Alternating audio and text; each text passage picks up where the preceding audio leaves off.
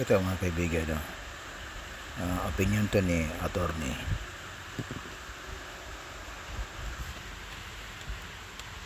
Ang ginagawa ni Vice President kasi that was only a response of a future attack against her.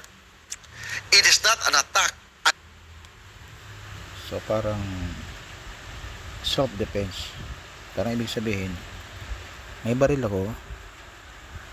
Kung ako ay inyong babarilin, babarilin ko rin kayo. Parang ganun yung sinabi ni Bibi. Diba?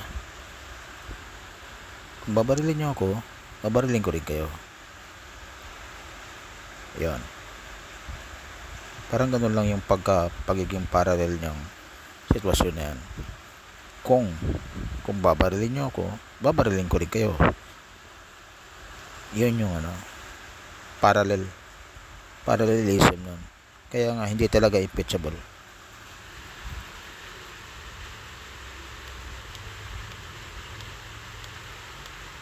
Against yung inutusan niya, yung allegedly na inutusan niya. Kasi I repeat, withdraw the case, otherwise I will kill you. Okay? Hindi yun ang sinasabi. Ang sabi ni Vice President, patayin mo sila kung patayin nila ako. State.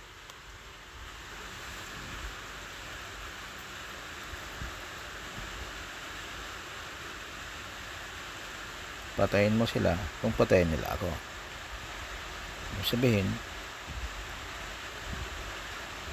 pwedeng napatayin na siya, tsaka palang gagalaw yung kausap niya.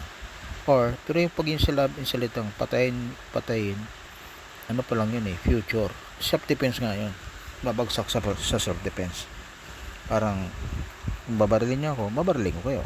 Parang gano'n. Of self-defense. And that is not a crime. In fact, ang self-defense per se is justified circumstance. Kung may napatay ka isang tao in defense of yourself, hindi yan crime, justified yan. How much more na So nahuhulog talaga sa self-defense yung statement ni Bibi Sara. Isang allegedly grave threat but only a response to a future attack against the speaker, against the vice president is the one speaking So that Yan lang mga kaibigan.